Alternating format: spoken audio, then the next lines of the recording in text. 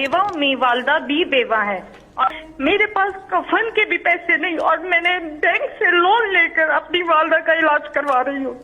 آپ مجھے بتائیں بچے کو پالوں، پیسے لوگوں کے دوں میں لون کے پیسے دوں، کم سے کم میرے پیسے تو مجھے دلوائے. اور پورا 1 سال میں ہاسٹل میں خوار ہوتی رہی. پچھلے 30 سال میں کتنی دفعہ اس طرح کی کہانیاں سنی ہیں، اور یہ آپ بات ٹھیک کہہ رہی ہیں کہ ہمارا جو سسٹم ہے، جو انصاف کا نظام ہے، وہ آہستہ آہستہ کام کرنا چھوڑ گیا. اور وہ جو انصاف ہوتا ہے نا جی، میں آپ کو پہلے سمجھا دوں انصاف ہوتا کیا ہے. انصاف تو کمزور کو چاہیے ہوتا ہے، طاقتور تو اپنے آپ کو قانون سے اوپر جاتا ہے کہ قانون اس کے لیے ہو نا. السلام علیکم دوستو، امید ہے آپ سب خیریت سے ہوں گے اور آج کا دن بہت اچھا گزرا ہوگا اور آنے والے دن کے لیے آپ کے دن میں نیک خواہشات ہوں گی. دوستو، آج کی جو بات میں آپ سے کرنے جا رہا ہوں وہ کوئی میری ایسی پلانڈ بات نہیں تھی.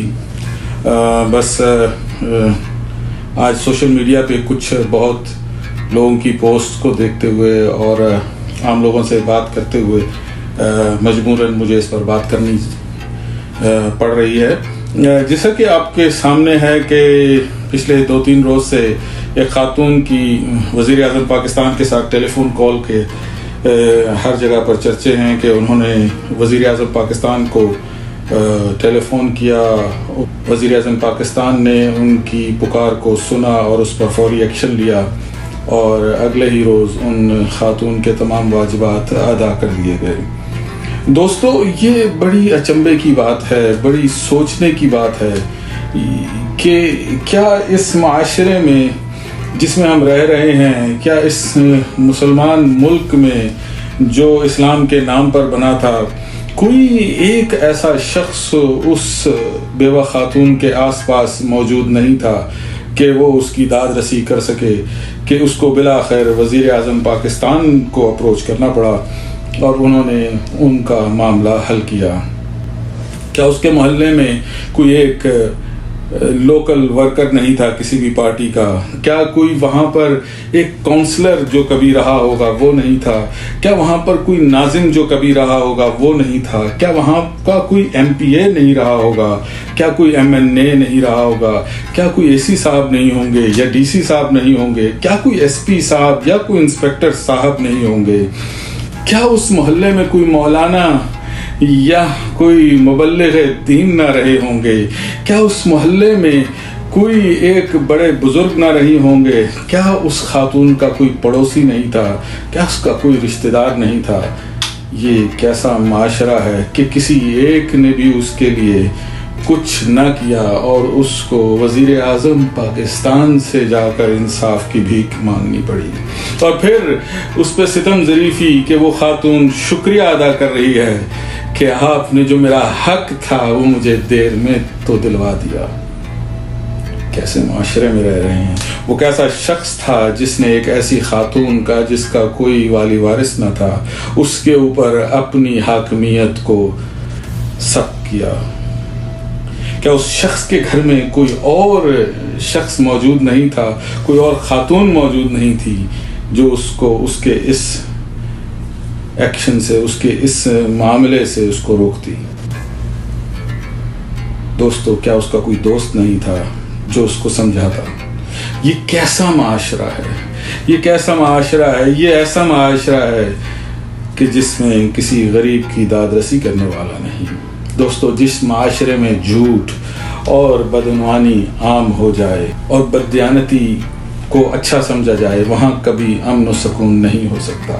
اس معاشرے کا صفائے ہستی سے مٹ جانا یقینی ہوتا ہے، خواہ وہ مسلم ہو یا غیر مسلم. آج کے ہمارے اس خزاں رسیدہ معاشرے میں اخلاقیات، تہذیب و تمدن اور تربیت و تادیب کے آثار ہی نہیں پائے جاتے، جس کسی وجہ سے نبی کریم کے اخلاق حسنہ سے دوری ہے. یہی وجہ ہے کہ ہم قوموں میں رسوا اور زوال پذیر ہو رہے ہیں اور بگاڑ کا گھن ہمیں دیمک کی طرح کھا رہا ہے. وہ دین جس کی حقیقی پہچان اخلاقیات کا عظیم باب تھا اور جس کی تکمیل کے لیے رسول اللہ صلی اللہ علیہ وسلم مبعوث کیے گئے تھے، وہ دین جس نے معاملات کو اصل دین قرار دیا تھا، آج اسی دین کے ماننے والے اخلاقیات اور معاملات میں اس پستی تک گر چکے ہیں کہ عدالتوں میں مقدمات کی بھرمار ہے، جیل خانہ جات میں جگہ تنگ پڑ رہی ہے. گلی گلی محلہ محلہ جگہ جگہ لڑائی جھگڑا گالی گلوچ ظلم و زیادتی فساد کینہ حسد حق تلفی اور مفاد پرستی عام ہے. منشیات کے بازار ہوس کے اڈے شراب خانے جوا چوری ڈاکہ زنی قتل و غارت گری زناکاری رشوت خوری سود و حرام خوری دھوکہ دہی بددیانتی جھوٹ خوشامد دوغلے پن حرص و طمع لالچ ملاوٹ ناپ تول میں کمی. آخر وہ کون سا اخلاقی مرض اور بیماری ہے جو ہم میں نہیں ہے؟ خود غرضی اور بدعنوانی اور کرپشن کا ایسا کون سا طریقہ ہے جو ہم نے ایجاد نہیں کیا؟ دھوکہ دہی اور مفاد پرستی کی ایسی کون سی قسم ہے جو ہمارے یہاں زوروں پر نہیں ہے؟ تشدد تعصب عصبیت اور انسانی دشمنی کی ایسی کون سے مظاہرے ہیں جو ہمارے اس اسلامی معاشرے میں دیکھنے کو نہیں ملتے؟ مگر پھر بھی ہم مسلمان کہلوانے میں ذرا شرم محسوس نہیں کرتے. ایسے غلیظ اخلاق و اطوار والی قوم کا مسلمان کہلوانا تو دور کی بات، ہمارے اسلاف کہتے ہیں کہ ایسے میں اسلام اللہ اور رسول کا نام پاک بھی اپنی ناپاک زبانوں سے لینے کی جسارت نہ کرو، اس لیے کہ تم ان کی بدنامی کا باعث بنتے ہو. دوستو، پھر بھی ہم مسلمان ہیں.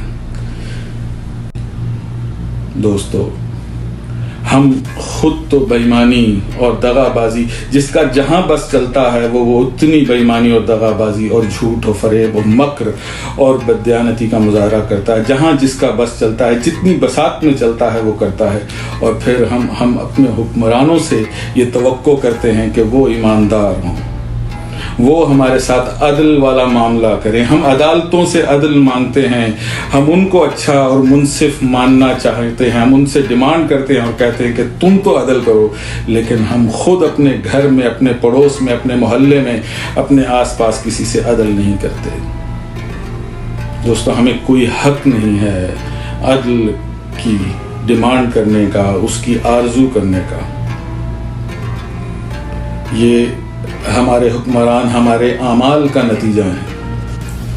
یہ ہمارے اوپر بیٹھے ہوئے حکمران، یہ بیوروکریسی، یہ دوسرے سیاستدان، یہ سب ہماری ہی فطرت کا آئینہ ہے. پہلے ہمیں اپنے آپ کو درست کرنا ہے، اپنے گھر میں اخلاقیات کی تربیت دینی ہے، اپنے محلے میں، اپنے آس پاس کے لوگوں میں ہم میں آپس میں اخلاق ہونا ہے. پھر وہ محلے سے نکل کر گلیوں سے، محلوں سے نکلتا ہوا، شہروں سے پھیلتا ہوا ملک تک پھیلے گا. اپنا بہت سا خیال رکھیے گا اور میرے چینل کو سبسکرائب کیجیے گا. بہت شکریہ.